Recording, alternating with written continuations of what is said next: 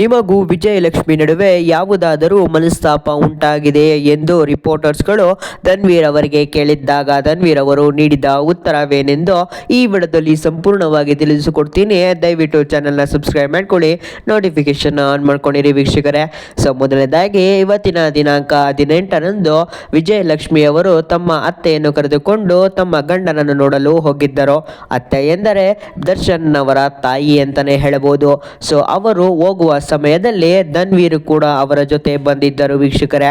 So ಆಗ ಅವರು ಹೊರಬರುವ ಸಮಯದಲ್ಲಿ ಈ ಪ್ರಶ್ನೆಯನ್ನು ಧನ್ವೀರ್ ಅವರಿಗೆ ಕೇಳಲಾಗಿತ್ತು.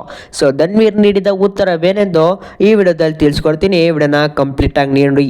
ಧನ್ವೀರ್ ಅವರು ಹೊರ ಬರುವ ಸಮಯದಲ್ಲಿ ನ್ಯೂಸ್ ರಿಪೋರ್ಟರ್ಗಳೆಲ್ಲ ಅವರ ಬಳಿ ಹೋಗಿ ನಿಮಗೂ ವಿಜಯಲಕ್ಷ್ಮಿ ಅವರಿಗೂ ಯಾವುದೇ ಒಂದು ಮನಸ್ತಾಪ ಇದೆಯೇ ಎಂದು ಕೇಳಿದ್ದಾಗ ಧನ್ವೀರ್ ನೀಡಿದ ಉತ್ತರವೇನೆಂದರೆ ಅದು ನಮ್ಮ ನಡುವೆ ಯಾವುದೇ ಒಂದು ಮನಸ್ತಾಪವಿಲ್ಲ. ಈ ವಿಷಯ ಹೇಳಿದ್ದವರು ಯಾರು, ಅವರನ್ನು ನನ್ನ ಮುಂದೆ ಕರೆದುಕೊಂಡು ಬಂದು ನಿಲ್ಲಿಸಿ ಎಂದು ಧನ್ವೀರ್ ಅವರು ನ್ಯೂಸ್ ರಿಪೋರ್ಟರ್ಸ್ಗಳೆಲ್ಲ ಹೇಳಿದ್ದರು ವೀಕ್ಷಕರೇ. ಸೊ ಇಷ್ಟಾಗಿತ್ತು ಧನ್ವೀರ್ ಅವರು ಏನೆಂದು ಹೇಳಿದರು ಎಂದು ನಿಮಗೆ ತಿಳಿದು ಬಂದಿದೆ. ಸೊ ದಯವಿಟ್ಟು ಚಾನೆಲ್ನ ಸಬ್ಸ್ಕ್ರೈಬ್ ಮಾಡ್ಕೊಳ್ಳಿ ಹಾಗೂ ನೋಟಿಫಿಕೇಶನ್ನ ಆನ್ ಮಾಡ್ಕೊಂಡಿರಿ ವೀಕ್ಷಕರೇ. ಸೊ ಇದೇ ರೀತಿಯಾದ ಅಪ್ಡೇಟ್ಸ್ಗಳು ನಾನು ನಿಮಗೆ ತಿಳಿಸ್ಕೊಡ್ತಾನೆ ಇರ್ತೀನಿ. ಸೊ ದಯವಿಟ್ಟು ಚಾನೆಲ್ನ ಸಬ್ಸ್ಕ್ರೈಬ್ ಮಾಡ್ಕೊಳ್ಳಿ.